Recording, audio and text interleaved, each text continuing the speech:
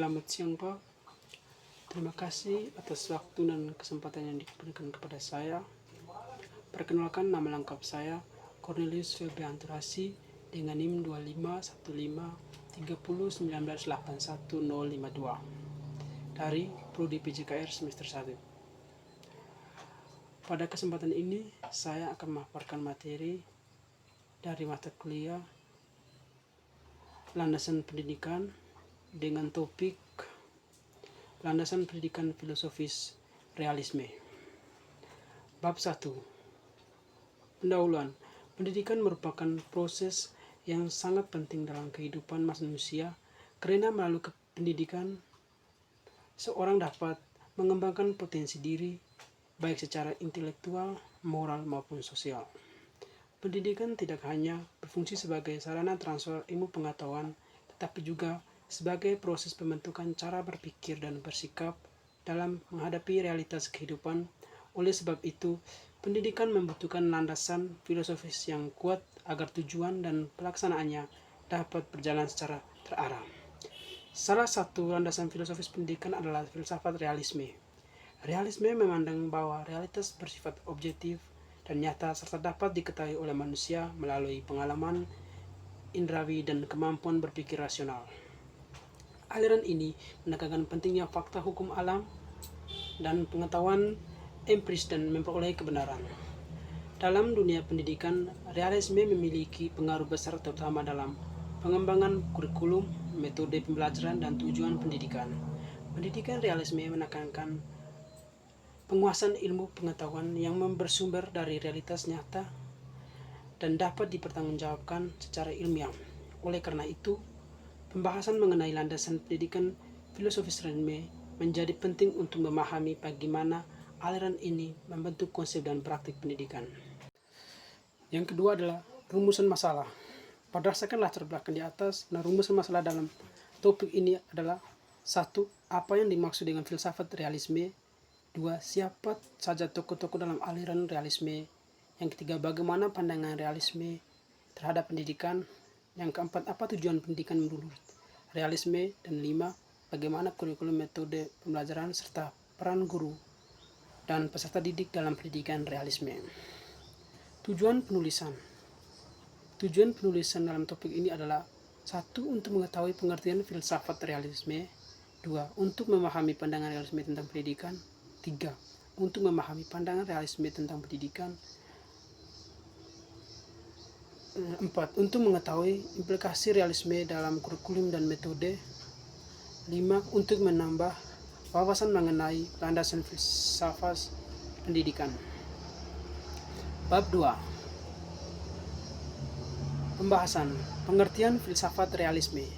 Realisme adalah aliran filsafat yang menyatakan bahwa realitas bersifat objektif dan ada secara independen dan pikiran manusia. Kebenaran menurut realisme adalah kesesuaian antara pengetahuan manusia dengan kenyataan yang ada. Pengetahuan tidak diciptakan oleh pikiran melainkan ditemukan melalui pengalaman dan pengamatan terhadap dunia nyata.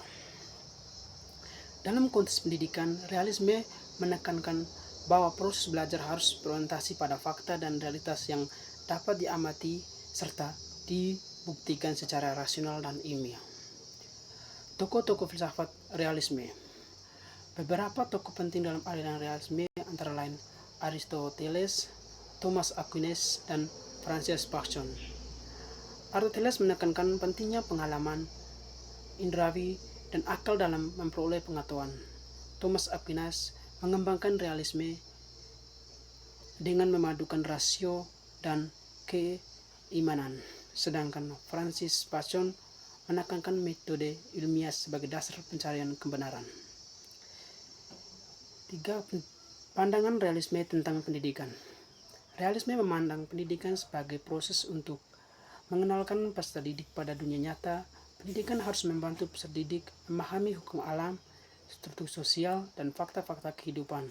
Oleh karena itu, pendidikan harus bersifat rasional, objektif, dan ilmiah. Tujuan pendidikan menurut realisme.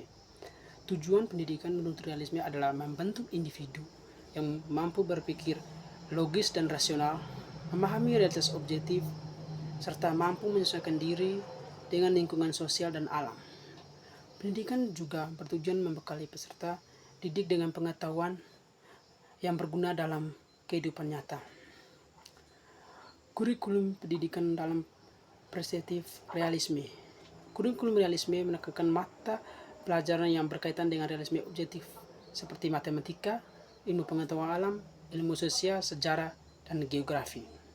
Kurikulum disusun secara sistematis dan logis agar peserta didik memperoleh pemahaman yang mendalam dan berkelanjutan. Metode pembelajaran menurut realisme. Metode pembelajaran dalam realisme antara lain observasi, eksperimen, demonstrasi, diskusi ilmiah, dan ceramah. Pembelajaran ini diarahkan pada pengamatan langsung dan penarikan kesimpulan berdasarkan fakta. Peran guru dalam peserta didik.